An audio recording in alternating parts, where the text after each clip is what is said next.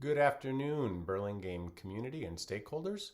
I hope everybody is in receipt and has had the opportunity to read the letter from all five of our trustees that went out prior to my weekly communication today that expresses our sharing of feelings of upset and disappointment, as well as a little bit of grief that, again, we were scotched on our reopening plan for our youngest learners. Um, we're very sorry about that. If there was anything we could have done differently, we certainly would have. We've pushed hard to get our TK through 2 learners back in, and we are also, of course, going to consider our 3rd through 5th grade learners at the February 9th board meeting. The notice was last minute. It did, again, pull the carpet out from underneath Burlingame after a whole lot of planning. To our teachers and principals, thank you so much. I know so many of you at the elementary level spent the weekend in the schools preparing your classrooms, supporting your colleagues, and doing dry runs of health and safety and making sure that everything was fully implemented on the local level. Thank you. I know how much work that is, and I know how disheartening it was to find out that we had been canceled in our return a second time. You might be receiving in the coming week, the board is also considering issuing a letter to our California representatives that serve us locally in Burlingame, and basically asking for more consistency and guidance, not changing it suddenly, and not governing and leading through press conference and providing thoughts that are followed up by directives and guidance after the fact. When school districts and other local governmental agencies are already in the process of following the last iteration of guidance. So again, our apologies. We're with you in our disappointment, and we are operationalizing what we need to make sure that our TK through 2nd graders are back.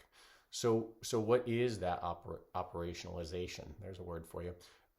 That means that when we are back to an adjusted case rate of 25 per 100,000 in our county, which is going to be published on the California Blueprint website, that we will be able to come back. The guidance specifically says we have to be in that range, 25 per 100,000 or less, for 5 days. However, that website is only updated on average once a week, typically on a Tuesday afternoon.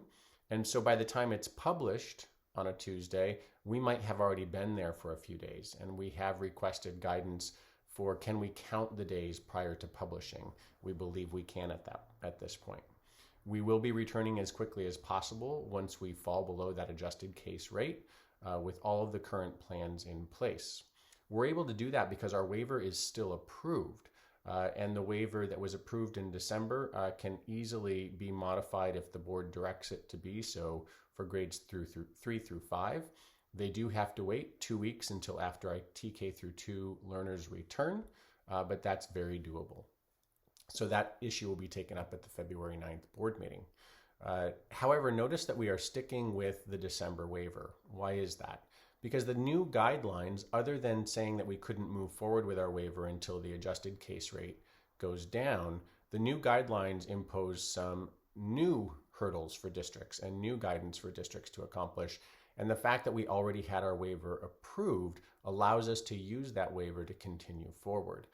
We will still be addressing some of the new guidelines just because we think it's the right thing to do.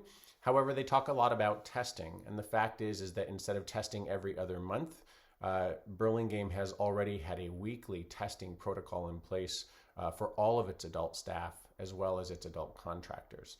In fact, this past week, we tested 326 adults and had 0 positive test results. We are seeing similar momentum in our community volunteer student testing protocol, and you'll notice in the written bullet points after today's video message that we're giving some predictability to that. Thank you again to those community volunteers, the SHAWs, as well as the PTA organizations which have supported this effort. So what can we do? I'm getting reached out, or you're reaching out to me, basically expressing frustration and asking what to do. I would suggest 2 things.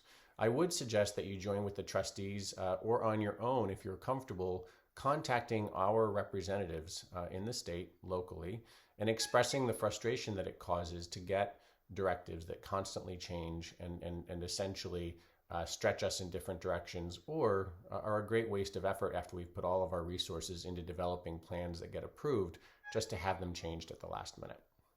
The other thing that you might consider is that you can reach out to your PTA at your school site to really help us expand and engage with the student testing that we are going to be offering throughout the district per the chart that's attached in the rest of today's communication. That effort takes a lot of people power, and we do have a lot of folks asking where they can engage, and at this time that's the most necessary place of engagement because it's an awful lot of work to get done. It's been going well. Over 700 students were tested in the first run through, and now that the process is in place, it's going to go much more smoothly and we can scale it up. So that's an exciting opportunity to engage as well in a helpful manner, so that we can show all of our officials that our voluntary student testing program is up and running and is more robust. Is there anything else holding us back? Not at this point. It's the adjusted case rate. That's really what we have to focus on at this point, and we will get there.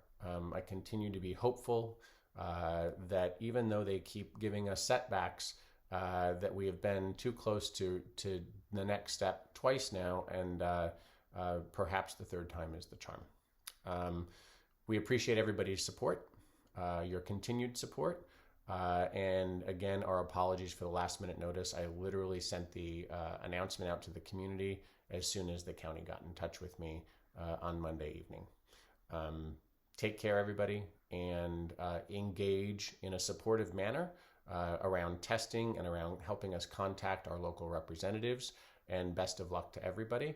And you'll hear from me again in the near future. Take care.